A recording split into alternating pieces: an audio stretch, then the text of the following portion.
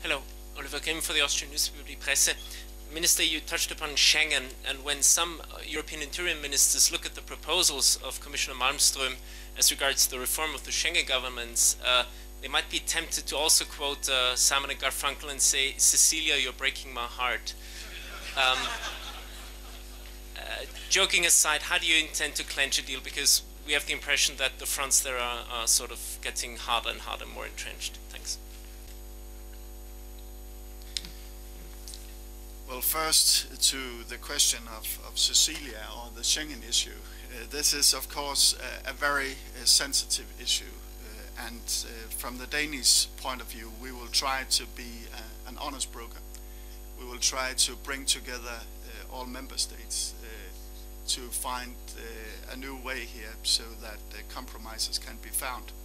But I cannot today give you the date when a solution will be at hand. What I can say is that we will work very intensively on this issue, and I hope that we will make progress during the Danish presidency.